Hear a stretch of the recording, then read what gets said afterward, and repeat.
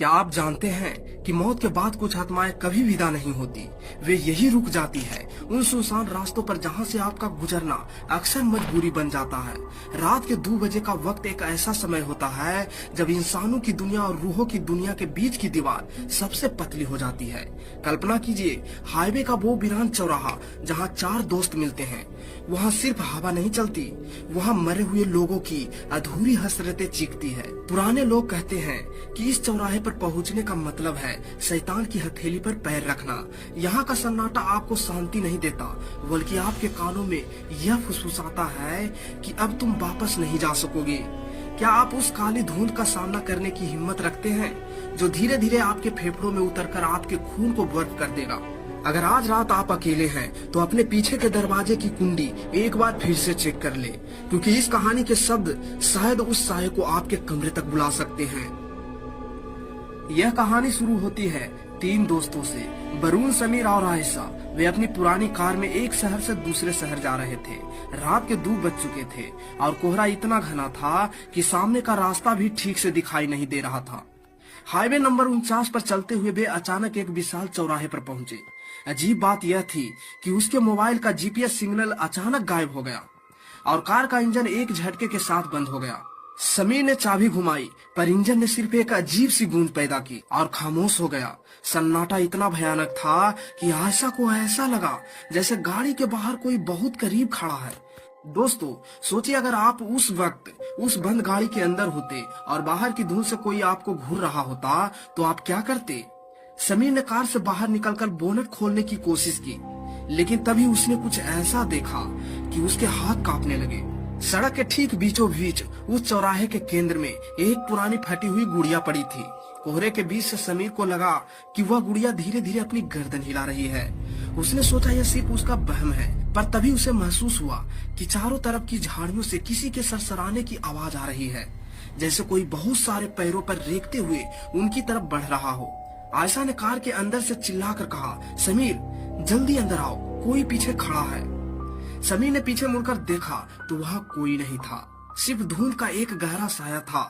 लेकिन असली डर तो तब शुरू हुआ जब वरुण ने कार की पिछली खिड़की पर एक गीले हाथ का निशान देखा। वह हाथ का निशान बाहर से नहीं बल्कि अंदर से बना था। क्या ये सच में मुमकिन है? गाड़ी के अंदर तो सिर्फ वे 3 ही थे, फिर चौथा हाथ किसका था? तभी अचानक हाईवे की वो पीली स्ट्रीट लाइटें एक एक करके बुझने लगी। सन्नाटा और भी गहरा हो गया। वरुण ने अपनी टॉर्च जलाई तो उसने देखा कि सड़क के चारों रास्तों पर 4 आकृतियां खड़ी थी। वे बिल्कुल स्थिर थी, जैसे पत्थर की मूर्तियां हो। लेकिन जैसे ही वरुण की टॉर्च की रोशनी उन पर पड़ी, वे चारों एक साथ एक कदम उनकी कार की तरफ बढ़ी। आयशा बुरी तरह रोने लगी। तभी समीर को एहसास हुआ कि उनकी गाड़ी चौराहे की ठीक उसी बिंदु पर फंसी है जहां से निकलने का कोई रास्ता नहीं दिखा रहा था। चारों रास्तों पर वो साए अब धीरे धीरे करीब आ रहे थे। उसके चलने की आवाज नहीं थी, बस हवा में एक अजीब सी सड़न भरी बदबू फैल रही थी। दोस्तों, आपको क्या लगता है, क्या वे साए उन तीनों को रास्ता भटकाने के लिए बुला रहे थे या फिर कुछ और ही चाहते थे? समीर ने फिर आखिरी कोशिश की, तभी इंजन स्टार्ट हो गया। उसने बिना पीछे देखे गाड़ी सीधे एक रास्ते पर डाल दी। गाड़ी की रफ्तार 100 से पार थी, लेकिन अजीब बात यह थी कि 10 मिनट तक गाड़ी चलने के बाद भी वे वापस उसी चौराहे पर आ गए।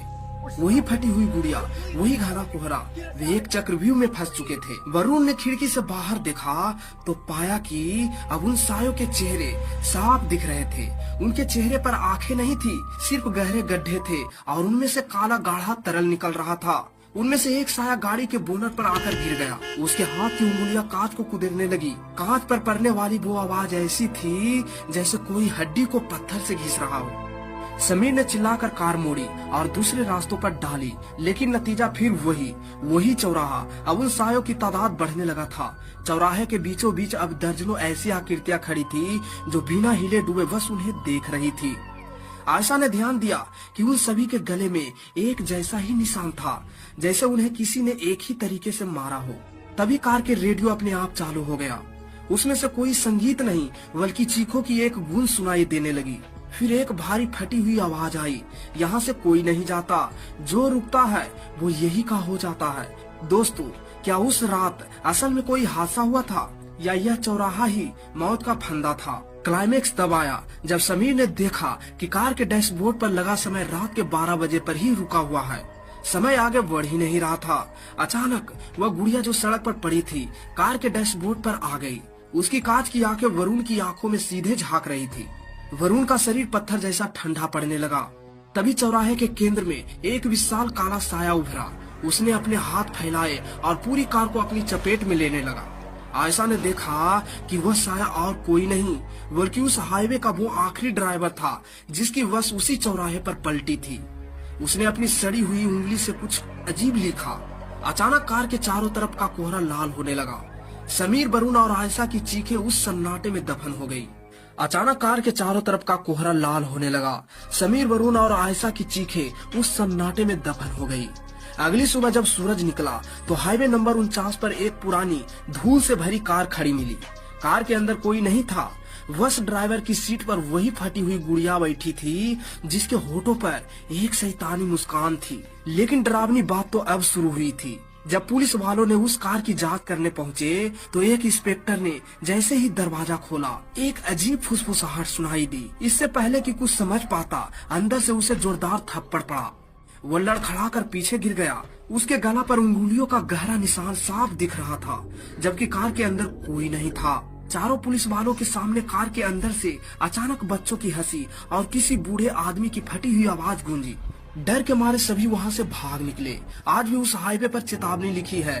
बहुत ही बड़े बोर्ड में लिखा हुआ है, यहाँ रात में रुकना मत।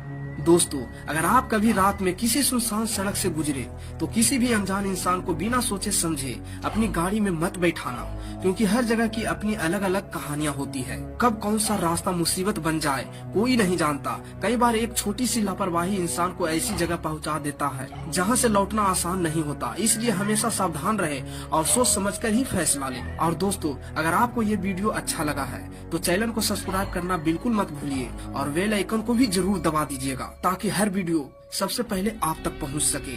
धन्यवाद। मिलते हैं अगली वीडियो में जो होगी इससे भी ज्यादा खतरनाक।